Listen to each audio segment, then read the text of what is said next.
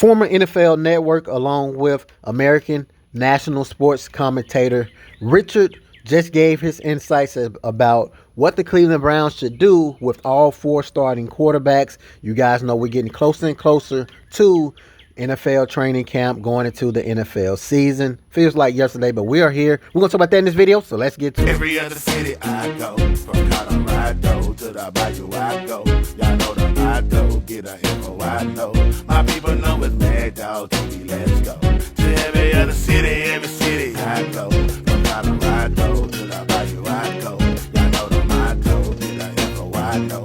My people know it's Mad Dog TV, let's go. To every other city I go. From Colorado to the Bayou I go.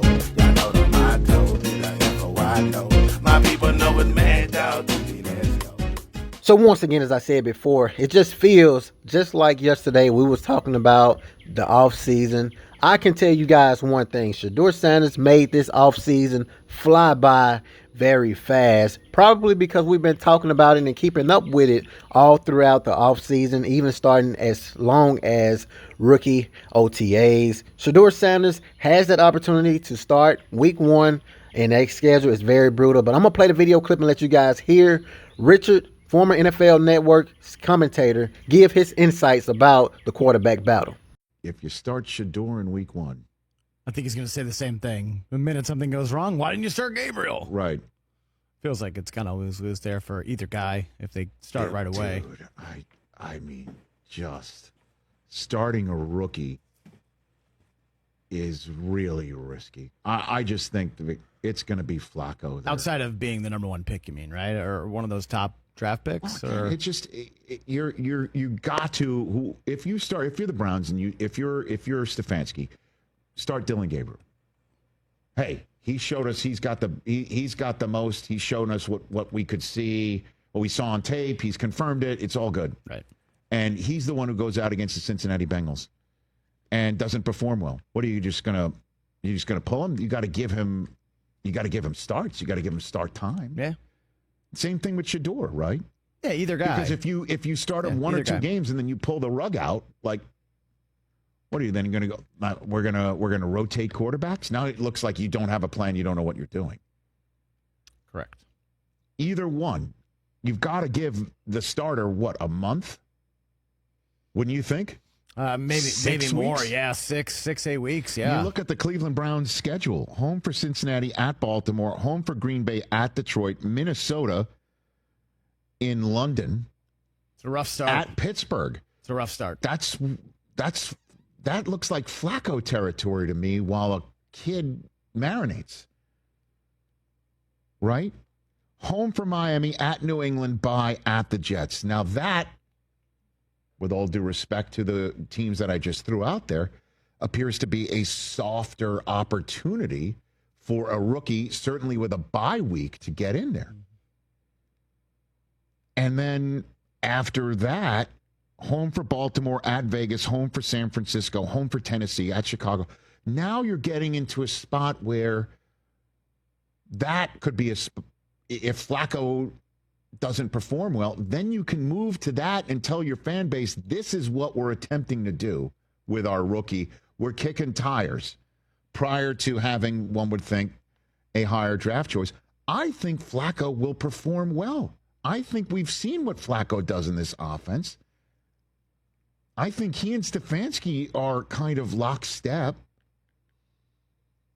I think this is a better team, potentially, offensively, than the one that he had. If Jerry Jeudy is the number 1 that we saw last year with a whole host of quarterbacks. And I think the first 6 weeks is Flacco territory. What are you're going to throw Dylan Brooks or Shedeur in the deep end of that pool to start? And if he doesn't perform well and it looks ugly, what are you going to pull him and then start the other rookie and then go to Joe? I don't know, man. Can't do that. I don't think so. Well, I mean, you can. I mean, it wouldn't be wise. Daniel Jeremiah is not fresh off the turnip truck here, you know? So he's got his ear to the ground and he knows what a kid can do and potentially not do. I mean, that is a rough go of it the first 6 weeks, as well as, a game that the whole country's going to watch in London week 5.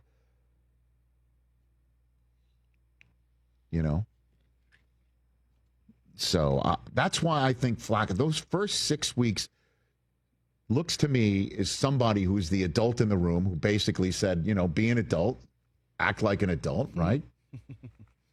And that looks like somebody who has grasp of an offense to the point where, okay, this is what we're going to do to start the ship here. And if we're 3-3 or 4-2, then let's stick with them. If we're 1-5, 2-4, then let's go with the kid. Despite me being very excited to see Shedeur Sanders get out there and rip it, I definitely understand what he means when he says that he preferred them to go with Joe Flacco versus a rookie. Now, he did mention Dillon Gabriel going out there first. I disagree. I've seen enough during this offseason to know Shedeur Sanders is the better rookie. And honestly, he's the better quarterback of the three. And honestly, in my personal opinion, I even feel like he's better than Joe Flacco. But if they want to go Joe Flacco number 1, Shedeur Sanders number 2, Dillon Gabriel number 3, then Kenny Pickett, it could be very helpful for Shedeur Sanders because he don't have to get thrown out there so fast. He can actually continually build week after week. Patrick Mahomes didn't start immediately. Tom Brady didn't start immediately. Most very good quarterbacks have to sit and have to wait, and it actually wouldn't be a bad thing for Shedeur Sanders, in my personal opinion. You guys can get down in the comments and let me know how you guys feel. Hit that like button, subscribe to the channel. We're on our way to 36,000 subscribers. I appreciate every single one of you guys. Until next time, peace.